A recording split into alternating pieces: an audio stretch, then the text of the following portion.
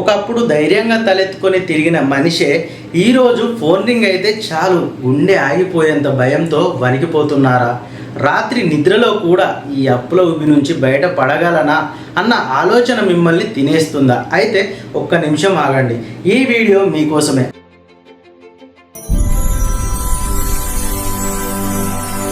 అప్పు అనేది కేవలం జేబుకు సంబంధించిన సమస్య మాత్రమే కాదు, అది మనసుకు సంబంధించింది కూడా. అప్పు అనేది మనిషిని ఆర్థికంగా కంటే మానసికంగా ఎక్కువగా కృంగదీస్తుంది. నలుగురిలో తల ఎత్తుకొని తిరిగే మనిషిని తనలో తానే కుమిలిపోయేలా చేస్తుంది. అప్పుల బాధ అనేది ఒక సైలెంట్ కిల్లర్ లాంటిది. బయటకి నవ్వుతున్నా ఏదో తెలియని బరువు గుండె మీద కూర్చొని ఊపిరి ఆడకుండా చేస్తున్నట్టు అనిపిస్తుంది. ఈరోజు ఈ వీడియోలో అప్పు అనే సమస్యని ఆర్థికంగా ఎలా పరిష్కరించుకోవాలో మాత్రమే కాకుండా మానసికంగా కూడా దాన్ని ఎలా జయించాలో ఒక చిన్న కథ ద్వారా చాలా లోతుగా మనమైతే ఈ విషయం పైననైతే చర్చిద్దాం. మీ మీద మీకున్న నమ్మకానికి మళ్ళీ ఎలా చిగురింప చేసుకోవాలో తెలుసుకుందాం. హాయ్ ఫ్రెండ్స్, ఒక ఊరిలో రఘు అనే వ్యాపారి ఉండేవాడు. అతను చాలా నిజాయితీపరుడు, కష్టపడే తత్వం ఉన్నవాడు. ఒకప్పుడు తన వ్యాపారం చాలా బాగా సాగేది. ఊరిలో అందరూ అతన్ని గౌరవించేవారు. కానీ జీవితం ఎప్పుడు ఒకేలా ఉండదు కదా. అనుకోని పరిస్థితులు, వ్యాపారంలో నష్టాలు, కుటుంబంలో వచ్చిన ఆరోగ్య సమస్యలు, వీటన్నింటినీ ఎదుర్కోవడానికి రఘు అక్కడక్కడ అప్పులు చేయాల్సి వచ్చింది. మొదట్లో అది ఒక చిన్న సమస్యగానే అనిపించింది, కానీ తిరిగి ఇచ్చేయగలనులే అనే నమ్మకం ఉండేది. కానీ మెల్లగా వడ్డీలు పెరిగిపోయాయి. అసలు కట్టలేని పరిస్థితి వచ్చింది. అప్పు ఇచ్చిన వాళ్ళు ఇంటికి రావడం మొదలుపెట్టారు. ఒకప్పుడు దర్జాగా బతికిన రఘు ఇప్పుడు వాళ్ళని చూడగానే ఇంట్లోకి వెళ్ళి దాక్కోవడం మొదలుపెట్టాడు. ఫోన్ స్విచ్ ఆఫ్ చేయడం, దారులు మార్చుకొని వెళ్ళడం అతని దినచర్యగా మారిపోయింది. రఘుకి అన్నిటికంటే ఎక్కువగా బాధ కలిగించే విషయం ఏంటంటే తన భార్య పిల్లల ముఖాలు చూడలేకపోవడం. వాళ్ళు ఏమి అనకపోయినా, తనని ప్రశ్నించకపోయినా వాళ్ళ కళ్ళలో కనిపించే నిస్సహాయత అతన్ని దహించి వేసేది. రాత్రిపూట అందరూ పడుకున్నాక రఘు వరండాలో కూర్చొని శూన్యంలోకి చూస్తూ ఉండేవాడు. నేను విఫలమయ్యానా? నా కుటుంబానికి కనీస భద్రత కూడా ఇవ్వలేకపోతున్నానా అనే ప్రశ్నలు అతన్ని నిలదీసేవి. ఈ మానసిక ఒత్తిడి వల్ల అతను చిన్న చిన్న విషయాలకే ఇంట్లో చిరాకు పడేవాడు. అసలు సమస్య బయట ఉంటే దాన్ని ఇంట్లో వాళ్ళ మీద చూపించేవాడు. ఇది అప్పులో ఉన్న ప్రతి ఒక్కరూ అనుభవించే సాధారణ ప్రవర్తన. మనలోని భయం కోపంగా మారుతుంది. ఆ కోపం మనకి అత్యంత ఇష్టమైన వాళ్ళ మీద ప్రయోగిస్తాం. అప్పుల బాధలో ఉన్నప్పుడు మన మెదడు సరిగ్గా పనిచేయడం మానేస్తుంది. దీన్నే టన్నెల్ విజన్ అంటారు. అంటే మనకి కేవలం సమస్య మాత్రమే కనిపిస్తుంది, పరిష్కారాలు కనిపించవు.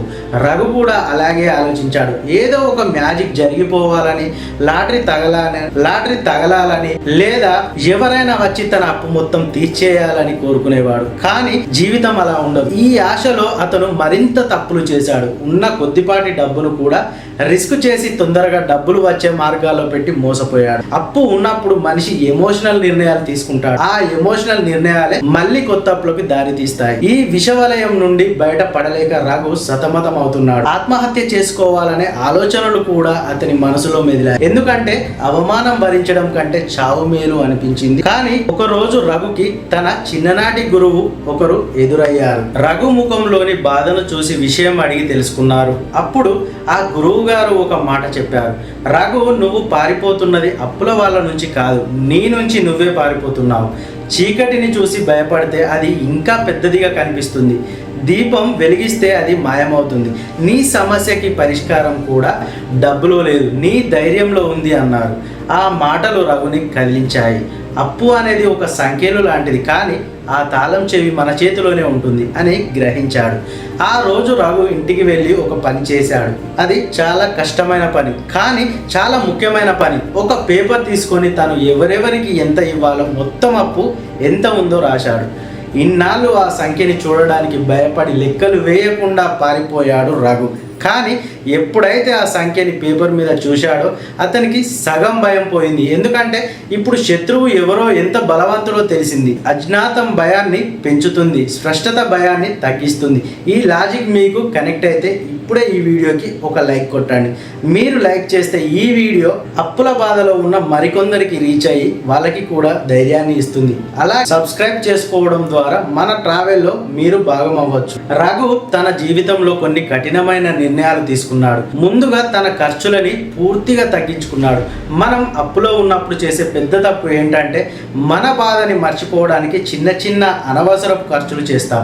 బయట తినడం, సినిమాలు చూడడం లేదా ఏదైనా వస్తువు కొనడం వల్ల మన మనసుకి కాసేపు రిలీఫ్ వస్తుంది అనుకుంటాం. కానీ రఘు ఆ టెంపరరీ రిలీఫ్ ని వదులుకున్నాడు. తన కుటుంబంతో కూర్చొని మాట్లాడాడు. మనం క్లిష్ట పరిస్థితుల్లో ఉన్నాం, కొన్నాళ్ళు మనం పొదుపుగా ఉండాలి, మీ సహకారం నాకు కావాలి అని నిజాయితీగా చెప్పాడు. ఎప్పుడైతే అతను నిజం చెప్పాడో తన భార్య పిల్లలు భయపడలేదు సరికదా, అతనికి అండగా నిలబడ్డారు. ఇన్నాళ్ళు తను దాచిన రహస్యం బయటపడగానే మనసు మీద బరువు దిగిపోయింది. కుటుంబం అనేది కేవలం సుఖాలు పంచుకోవడానికే కాదు, కష్టాలు పంచుకోవడానికి కూడా అని అతనికి అర్థమైంది. తర్వాత రఘు చేసిన పని తనకి అప్పు ఇచ్చిన వాళ్ళ దగ్గరికి వెళ్ళాడు. వాళ్ళు తిడతారని, అవమానిస్తారని తెలుసు, అయినా సరే వెళ్ళాడు. అయ్యా, నేను మీకు బాకీ ఉన్నాను, అది నిజం.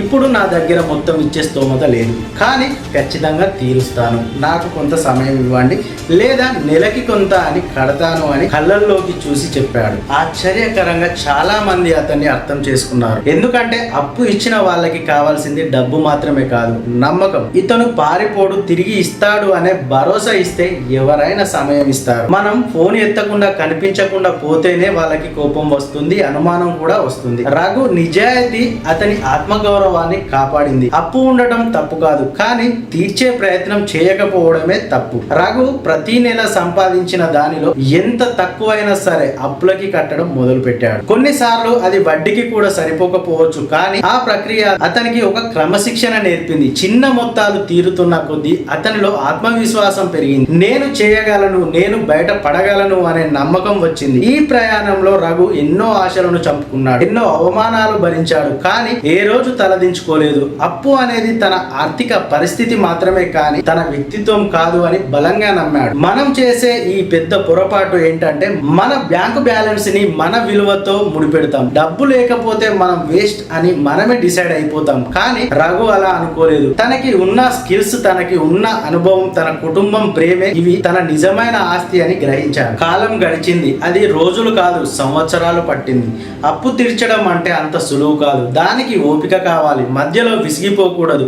రఘు విసిగిపోలేదు, మెల్లగా ఒక్కొక్క అప్పు తీరుస్తూ వచ్చాడు. ఆ రోజుల్లో అతను నేర్చుకున్న పాఠాలు, డబ్బు విలువ, మనుషుల విలువ అతన్ని ఒక కొత్త మనిషిగా మార్చాయి. ఆఖరి అప్పు తీర్చిన రోజు రఘుకి మనసులో కలిగిన ఆనందం కోట్లు సంపాదించినప్పుడు కూడా రాదేమో. ఆ రోజు రాత్రి అతను ప్రశాంతంగా నిద్రపోయాడు. ఆ నిద్ర ఖరీదు వెలకట్టలేనిది. రఘు తన వ్యాపారం కొనసాగించాడు, కానీ ఈసారి భయంతో కాదు, అనుభవంతో, అత్యాశతో కాదు, జాగ్రత్తతో. ఫ్రెండ్స్, రఘు కథ మనకి ఏం చెబుతుంది? అప్పుల బాధ నుండి బయటపడాలంటే ముందు మనసులో ఉన్న భయాన్ని తీసేయాలి, వాస్తవాన్ని అంగీకరించాలి. ఎంత పెద్ద అప్పైనా సరే దాన్ని చిన్న చిన్న ముక్కలుగా చేస్తే తీర్చడం సులభం అవుతుంది.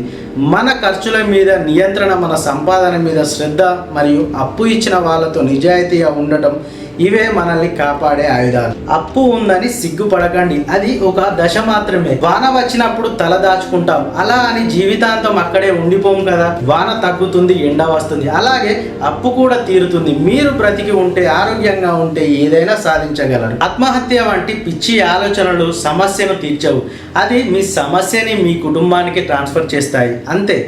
మీకు ఉన్న అప్పు మీ గతం, మీరు తీసుకోబోయే నిర్ణయాలు మీ భవిష్యత్తు. వర్తమానంలో నిలబడి గతాన్ని సరిచేసుకుంటూ భవిష్యత్తు వైపు అడుగు వేయండి. మీ దగ్గర ఇప్పుడు డబ్బు లేకపోవచ్చు, కానీ మీ దగ్గర నిజాయితీ అనే కరెన్సీ ఉంటే ప్రపంచం మిమ్మల్ని నమ్ముతుంది. ఆ నమ్మకమే మిమ్మల్ని మళ్ళీ పైకి లేపుతుంది. మీ గురించి మీరు తక్కువగా అనుకోకండి. మీరు అప్పులో ఉన్నంత మాత్రాన మీరు ఓడిపోయినట్టు కాదు. ఆ యుద్ధం ఇంకా జరుగుతుంది. ఆ యుద్ధంలో మీరు గెలవబోతున్నారు. ఈ రోజు నుండే చిన్న మార్పు మొదలు పెట్టండి. ధైర్యంగా ఉండండి. మీ సమస్య కరిగిపోయే మంచు లాంటిది, మీ ధైర్యం ఉదయించే సూర్యుడు లాంటిది. సూర్యుడు రాగానే మంచు కరిగిపోక తప్పదు. మరో నెక్స్ట్ వీడియోతో మళ్ళీ కలుసుకుందాం. ఓకే మరి.